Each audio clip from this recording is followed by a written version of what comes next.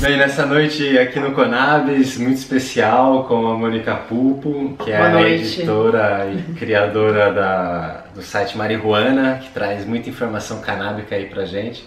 Temos convidados especiais aqui no ambiente também participando. Salve, salve. Calados ali no canto agora. Agora que vão ter que aguentar um tempinho, mas... É isso aí, pessoal. Bem-vindo, Mônica. Obrigado por ter aceitado o nosso convite. Agradeço o convite, participação e a audiência. Essa noite esfumaçada aqui em São Paulo, uma neblina e uma chuva, mas friozinho até. Um calor interno por poder levar para vocês aí mais informação, né? E hoje o tema da nossa entrevista é mulheres... Maconha. Mulheres e maconha. Mulheres e maconha, fêmeas que fazem a nossa cabeça. A Mônica vai falar um pouquinho sobre essa relação entre mulher e maconha. E, bem, já vou direto ao ponto, Mônica. Conta um pouco pra gente por que é tão importante que as mulheres participem, influenciem, deixem a sua marca no movimento, na luta pela legalização da maconha. Bom, então, tem várias demandas femininas, assim, né, no movimento canábico, assim, na minha opinião, desde necessidade de informações que sejam também voltadas para mulheres, já que tem uma maioria de homem, na verdade, não só no movimento, como talvez até entre os usuários, né, de maconha. E às vezes as mulheres talvez se sintam um pouco de canto, assim como eu me senti quando eu comecei meu trabalho até como jornalista, trabalhando nessa área. Eu sentia a necessidade de algumas informações que eu gostaria de ver e não me sentia muito retratada por alguns veículos e algumas opiniões mais masculinas, que também são válidas, mas às vezes tem outra sensibilidade, né? Outro jeito de expor. E outras demandas também, como, né, questão de você fumar maconha para alguns problemas específicos para mulheres, desde cólica até durante a gravidez, que é uma dúvida que eu vejo muito de leitoras assim que chegam. E então acho que é importante que a gente tenha meninas que se manifestem e que possam falar disso e que manifestem suas experiências para que outras também, né, se motivem a colaborar, a fortalecer e mostrar que afinal a mulher também utiliza cannabis, seja como um uso medicinal, seja, né, recreativo, enfim, né, de diversas maneiras, assim. Nossa, deixa eu comentar que eu entrei no Smoke Buds, esses grupos deles, né, que tem um monte de post de mulher, sempre com baseado, tal, que tem 1000 curtidas, e de repente tinha um post de uma mina perguntando sobre o uso de maconha na gravidez, e foi mó bacana, porque as mulheres traram vários depoimentos. A maioria com um viés positivo, falando que não tinha acontecido nada, né? Falando que ajudava. Sim, a maioria vem falando que, com certeza. E elas se ajudando aí, tipo, num espaço que eu não esperava ver aquilo, que me surpreendeu, até salvei esse post, mas... Sim, não, é muito... Aí você vê que tem uma demanda por informação, por vários... Não só por essa questão do uso mesmo medicinal, mas também, às vezes, eu não sei, eu acho que a mulher... pode se sentir às vezes mais amedrontada no caso de quem precisa recorrer ao mercado ilegal para adquirir aqui no Brasil, que é o caso da maioria, né? Você pode se sentir, ter necessidade de ir numa boca de fumo e se sentir mais insegura do que um homem, né? Correr o risco de, não sei, ser assediada, ser estuprada, no pior dos casos, ou qualquer coisa do tipo, não te levarem a sério, né? É muito comum isso, simplesmente, às vezes não acham que você não entende ali, né? Você tá ali, te vende qualquer coisa. Então, eu acho que é importante que tenha uma presença, assim, e mais mulheres que deem a cara, como a gente já tá vendo, né, em outros países, onde o mercado canábico e a legalização já estão mais avançados. E eu acho que também isso cria... um outro patamar na discussão, né? Eu acho que também cria um patamar mais, né, focado em outros valores também, sensibilidade, não sei, valores não que sejam femininos, mas não sei, assim, mais, como dizer, amorosos e... É isso que eu ia perguntar, se tem alguma relação entre cultivo e... Sim. Acho que vocês estavam comentando aqui na nossa conversa prévia, né? Uma relação entre o feminino, talvez um sagrado, que depois você falou que vai poder comentar um pouco com a galera. se tem uma relação entre cultivo e mulher, sabe? Então, eu acho que com certeza, pelo fato, apesar que eu imagino que a maioria seja homem, não tenho nenhum dados sobre isso, mas imagino que a maioria dos cultivadores sejam homens, até nos locais onde já é legalizada. E em alguns locais que eu já conheci, por exemplo, o Uruguai, já participei de alguns eventos lá, tinha uma minoria de cultivadoras mulheres. No Chile, vi bastante cultivadora mulher, inclusive tem uma Copa lá só de cultivadoras mulheres, que elas estavam organizando agora, então já está formando grupos femininos mais fortes, assim, né, que você vê, mas também porque a lei é mais relaxada, né, eu acho que no Brasil é outro problema, acho que as meninas quando têm filhos e devem ter mais medo de sair do armário, assim, vamos supor, e não foi o meu caso nesse caso, mas eu imagino que algumas temam pela uma questão de guarda, uma questão jurídica, de, né, temer algum tipo de associação, né, em algum processo jurídico que possa estar passando. Mas não foi o seu caso porque você não tem filhos. Não. Mas se você tivesse, talvez você não se exporia assim como você... Boa pergunta. Eu acho que hoje, pelo que eu entendo, eu acho que não existe esse risco, né? Até porque você também está aqui, outros, assim como outras pessoas, estão passando pelo Cannabis e por outros eventos, dão a cara pela causa no Brasil e não tem mais problema, até por uma questão, né, da resolução lá do STF, famosa, que liberou a marcha, liberou para que tivéssemos mais meios, tivéssemos mais possibilidades de fazer os sites, as revistas, os eventos, e isso que tudo que a gente vê que está florescendo assim no Brasil, né, principalmente acho que nos últimos, não sei, 4, 5 anos, não sei dizer o certo, uns 4 anos, né. Vamos ver, porque os caras inventam cada coisa. Hoje, uma entrevista lá que... assim, filhinha, papai é maconheiro. O cara deu maior destaque, né, desse papel paternal e tal, foi bacana, mas de repente um mal intencionado usa isso contra a gente, algum juiz pode usar, sim, sem noção vai e fala, num processo trabalhista, é melhor sua filha ficar sem vocês que são maconheiros, ficar num orfanato. Você não sabe o que pode acontecer, né? Exatamente. Então eu acho que tem também a necessidade de você ter mais mulheres no movimento, para reforçar esse lado que não é pior do que... Qual o problema de você ser mãe, você ser pai e você ser um usuário de cannabis? Se você pode beber, né, com as pessoas, aí não tem o menor problema, né?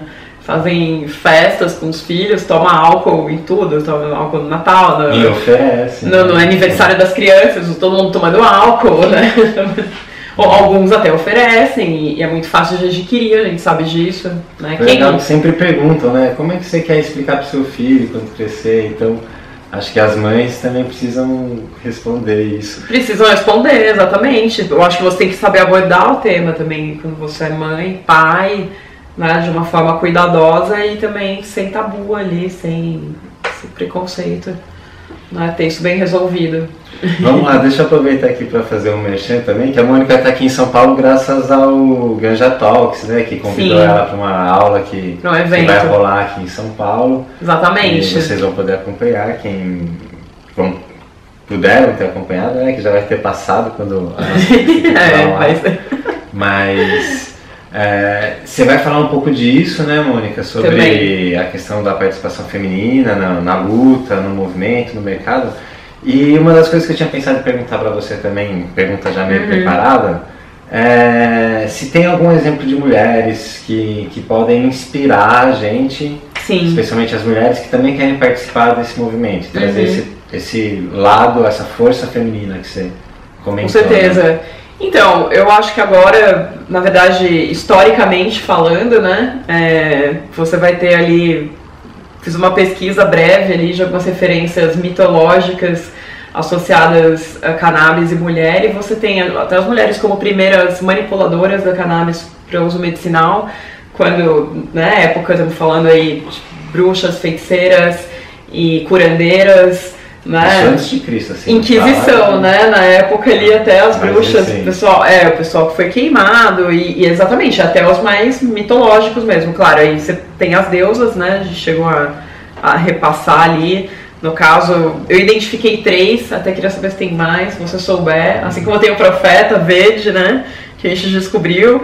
Uma seria, uma egípcia, né? Que é a Sechá, A outra é chinesa, Magu, não sei como fala agora, M-A-G-O-G-U.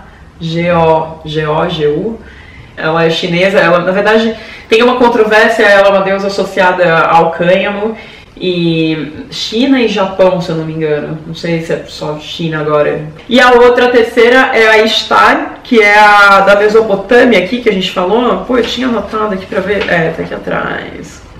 Isso aqui, na Mesopotâmia, que é a deusa da guerra, da fertilidade também, do sexo, e também dizem que da maconha, e ela tem a ver com a deusa, ela tem relação com a deusa dos deuses da Páscoa, tanto que Ishtar vem, Easter em inglês, que é o nome usado para Páscoa, derivaria do culto a essa deusa também. Teria essa origem pagã, vamos dizer assim, né? E aí você tem várias coisas, se você pesquisar na internet, vai longe, assim, né? Pessoas falando bem, falando mal, os católicos, os ultra-religiosos que aí protestam, que falam que a Páscoa seria até uma celebração pagã, algumas coisas que teriam sua origem pagã, e ela é associada a cannabis também. E aí, falando de mulheres mais atuais, assim, né, eu acho que a história da cannabis agora e da legalização que a gente vê acontecendo em outros países, principalmente, sobretudo aqui ao redor do Brasil, América do Sul, tem muito a ver com a figura feminina, a figura das mães, principalmente, da luta pela cannabis medicinal, né? Então, aqui no Brasil, a gente tem várias, né? Agora estão cada vez mais aparecendo, e temos a Margarete, que conseguiu autorização para cultivo no Rio de Janeiro.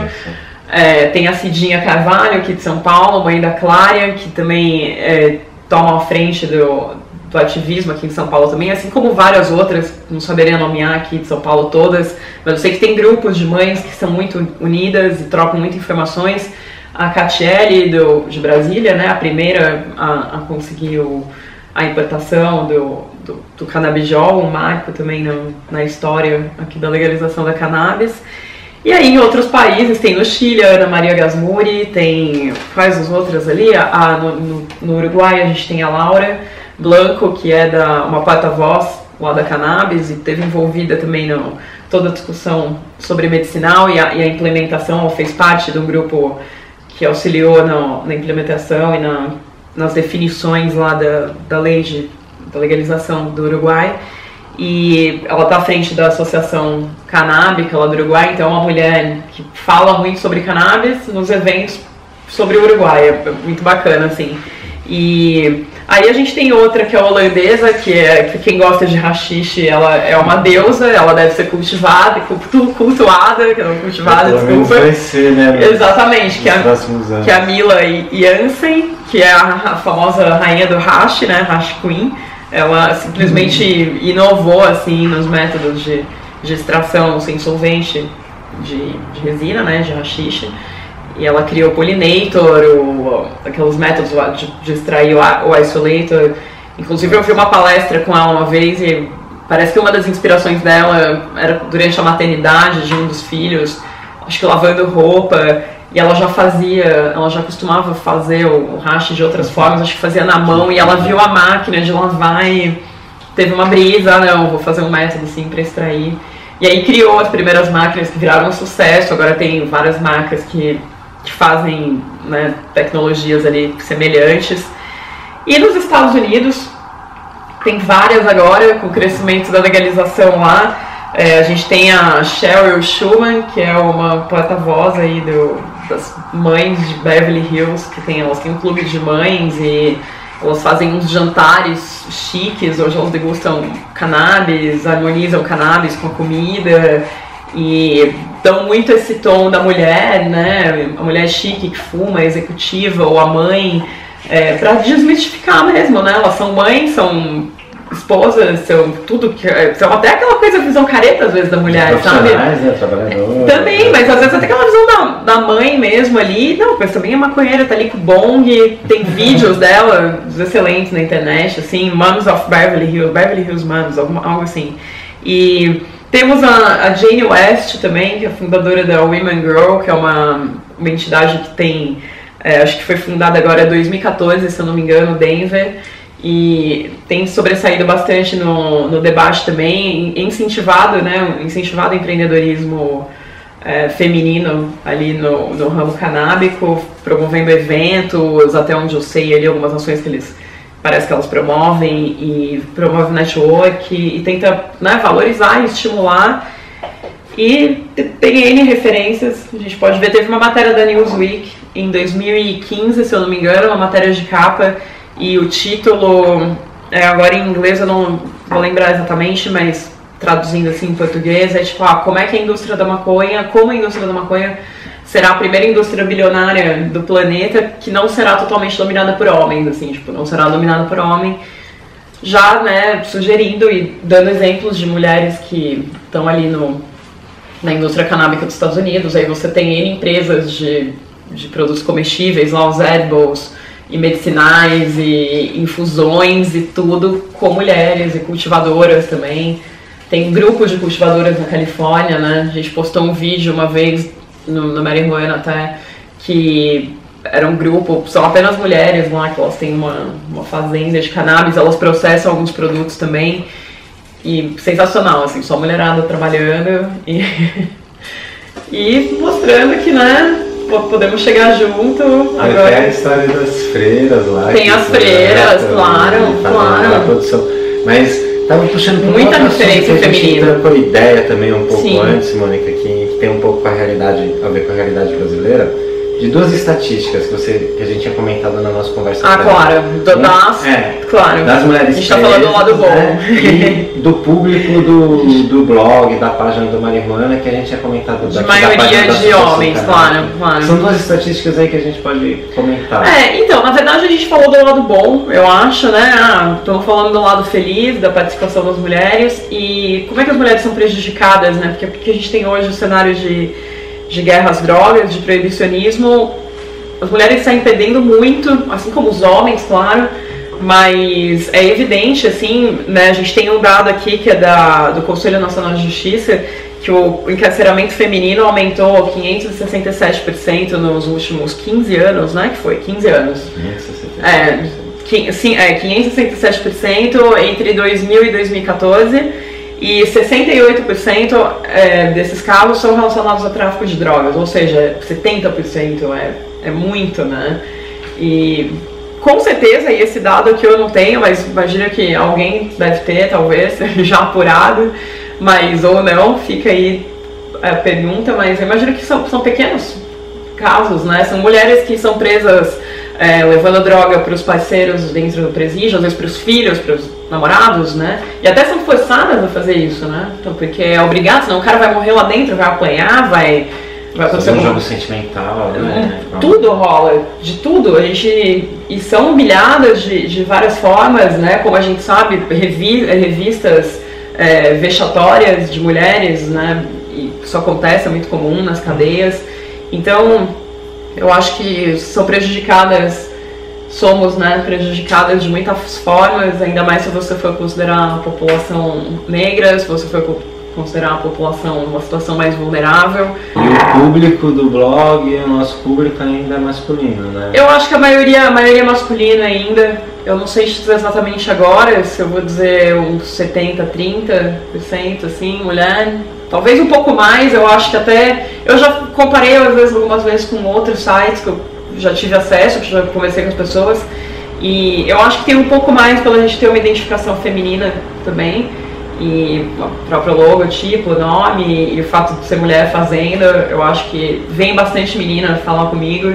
É legal pra caramba, eu não sei como é que são nos sites exatamente, eu conheço alguns, a galera, mas eu acho que vem, elas se sentem à vontade, assim, de perguntar as coisas, e já recebi tantas perguntas de gravidez, de questão de uso para cólica e uso em amamentação. Do site, reflete, umas postagens que traz um pouco mais desse lado. Porque eu também tenho interesse, aí são questões pessoais, eu acho que a gente acaba imprimindo isso, né, de alguma forma também.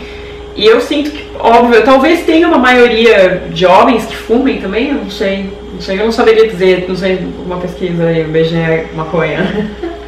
Não sei, né? Talvez. Acho que a maioria também, imagino. Eu imagino. Que assumam, né? Que assuma, que fuma e tudo isso. Pô, aproveitar esse nosso final de entrevista, que a gente já está caminhando para o fim, Mônica. para você falar para esse pessoal que está acompanhando, especialmente as mulheres que acompanham aqui o Conabis, mas também os homens e todos, uma mensagem que você acha que é importante passar? Não, lógico, é bom. Eu acho que só o fato, né, de eu estar aqui e da gente ter espaço e de ter cada vez mais mulheres, né, vindo, como eu tô conhecendo até aqui nesse momento também, né, e outras pessoas envolvidas, já é um grande passo. E gostaria que ficasse o convite, né, para que outras meninas, mulheres, enfim, quem é usuário de cannabis, ou também se não é usuário, mas é contra a proibição e tem compreensão disso tudo que a gente está falando, né? Essa violência maciça a que as pessoas estão expostas, e o fato de que a luta do ativismo canábico também está inserida com a luta pelas causas femininas, né? Tem a ver com a autonomia né, dos corpos, né? Essa questão de você não pode ter o Estado te botando uma regra, né, sobre o teu corpo, e o uso de cannabis nada mais é do que um hábito pessoal, uma escolha, né? Você não pode criminalizar, né, uma conduta que só que não sei o que, eu acho que é autolesiva apenas, né? Você só está causando dano a si mesmo. E isso tem a ver com outras lutas do movimento feminista também. Por isso que eu acho que são movimentos e são causas que tem que estar sempre juntos e se apoiando para que a gente consiga evoluir no diálogo e evoluir para que nós todos tenhamos uma sociedade mais igualitária, livre e, né, ajustada. No caso da maconha vale pro homem também, né, que é vagabundo, tal, sem vergonha. Mas no caso da mulher tem essa associação, né, com a puta e tal. Exatamente. Até na questão se vocês forem ver a referência do Reefer Madness que a gente tem outros filmes também, tem outro que é Marijuana, Assassin of Youth, alguma coisa, Assassino da Juventude. As mulheres são mostradas como devassas, como você usa maconha, se você for ver o Reefer Madness, as meninas fumam maconha, né, são orgias, né, ficam loucas. E claro, com certeza tem esse olhar pejorativo sobre a maconheira, né? Você talvez te julguem mais vagabunda se você estiver numa cidade menor. Mas assim, acho que nem precisa aprofundar muito, deixar mais de reflexão aí pro nosso pessoal que acompanhou aqui a entrevista até agora. Mas a última pergunta que me inculca, porque fala-se, né? Queria que você comentasse da sua experiência. Se o movimento canábico, ele é machista ou não? Bom, pode ficar no Brasil ou não? No Brasil? Talvez um pouco. Eu acho que a gente vai ter pessoas que talvez vão reclamar mais do que eu. Eu imagino que eu tive a sorte de sempre estar envolvida em bons rolês, assim, vamos dizer. Mas a gente sabe de algumas posturas, né, machistas sempre. Mas eu acho que não é também exclusividade do movimento canábico, você vê isso em outros lugares. Agora, independente, é óbvio que em ambientes de maconha você vê uma predominância masculina absurda, não sei, 10 para 1, dependendo aonde você estiver. E às vezes eles te olham de duas formas. Tem formas distintas, né? Você pode ser olhado, acho que você é mulher de alguém, não te passo baseado, né? Com medo que alguém ache ruim, ou simplesmente te ignorem, ou vão dar em cima de você ou não. Mas no geral também, maconheiro é sangue bom, a maconha, né? Tem esse poder. Eu acho que são, claro, eu acho que são ambientes que eu, pelo menos, sempre me senti muito bem em casa, e independente em marchas, em qualquer ambiente, né, onde você tem essa questão, no ambiente que você tem o uso de cannabis, você tem um clima mais tranquilo, assim. Agora, machismo, nada mais do que o que rola de lá no Brasil, basicamente, e que nós sabemos bem, as mulheres sabem bem, passamos, mas nada além de... Mas é isso aí, agradeço mais uma vez. Eu que agradeço. Bacana. Faz todo o convite mundo aí. Muito obrigada. Bom, convidar todo mundo para conferir o Conabis aí, são várias entrevistas, né? Eu já acompanhei diversas aí, bem legais. E assistam, compartilhem e também compartilhem, assistam e confiram Marijuana. Gente mesmo. Eu ia falar muito obrigada. Conheçam Marijuana Imperdível. Compartilhem, as meninas também fortaleçam, né? Mandem sugestões, mandem colaborações, fortaleçam o time. Eu tenho outras meninas que escrevem às vezes também. Priorizo as meninas para colaborar, sempre tenho amigas que colaboram também. E é isso, tá aberto. Muita informação de qualidade. Um brinde aqui da nossa bebida misteriosa. Bebida misteriosa.